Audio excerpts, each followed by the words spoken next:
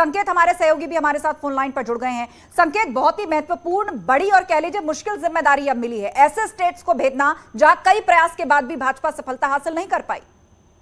देखिए, सुनील बंसल वो चेहरा है भारतीय जनता पार्टी के संगठन के लिहाज से। वो महामंत्री संगठन उत्तर प्रदेश में बनने से पहले उन्होंने यहाँ पर उत्तर प्रदेश में चुनावों की कमान संभाली थी और उसके बाद भारतीय जनता पार्टी प्रचंड बहुमत से चुनाव जीती और उसके बाद अमित शाह ने के वो बहुत करीबी माने जाते रहे और आरएसएस ने उनको महामंत्री संगठन के तौर पर उत्तर प्रदेश में तैनाती दी।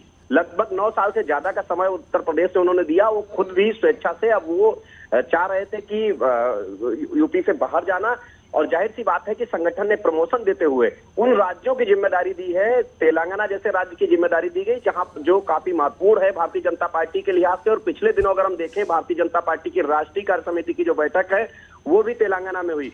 तो बीजेपी ये मान के चल रही है कि इन राज्यों को में जहां पर उनके वो चुनौतीपूर्ण राज्य है वहां पर संगठन के बड़े चेहरे को, जो कि संगठनिक कार्यों में जिनको महारत हासिल हो, यही वो वजह है कि सुनील बंसल को इन 3 राज्यों की जिम्मेदारी दी गई। और इसके अलावा भारतीय जनता पार्टी के जो संगठन है उसमें उनको राष्ट्रीय महामंत्री बनाया गया है। एक बात और है इसमें कि उत्तर प्रदेश की जो सांगठनिक लिहाज से जो जिम्मेदारी है वो भी वो देखते रहेंगे। जाहिर यही वो वजह है कि उनको राष्ट्रीय महामंत्री बनाया गया है भारतीय जनता पार्टी का। ये एक बड़े प्रमोशन है सुनील बंसल के लिए।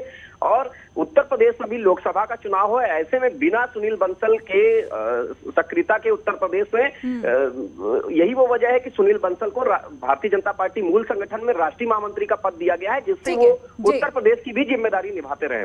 बिल्कुल बिल्कुल, और ये जो महत्वपूर्ण पॉइंट आपने रखा कि उत्तर प्रदेश से बाहर अब कई बड़े राज्यों की, कई ऐसे राज्यों की जिम्मेदारी अब उनको दी गई है जहां पर भाजपा 2024 के लिए बड़े लक्ष्य लेकर चल रही है।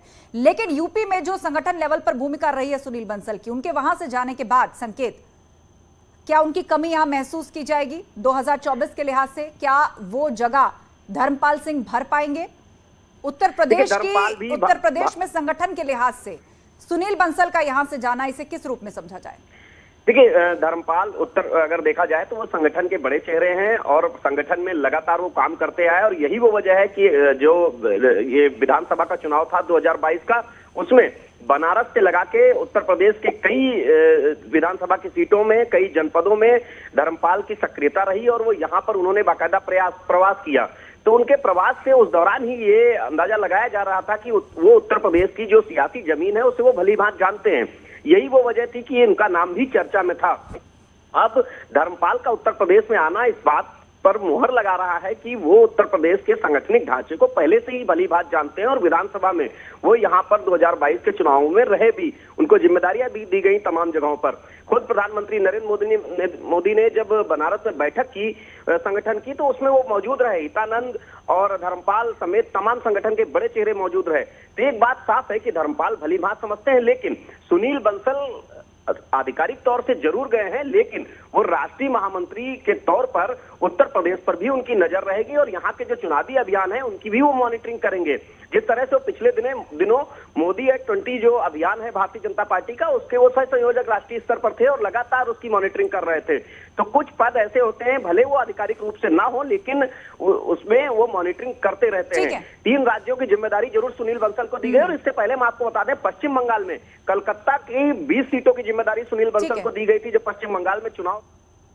बिल्कुल बिल्कुल, वहां भी उनको जिम्मेदारी दी गई थी। बहुत शुक्रिया, आपसे चर्चा जारी रहेगी, लेकिन हमारे साथ पवन गौड़ और अनामिका भी लखनऊ से जुड़ी हुई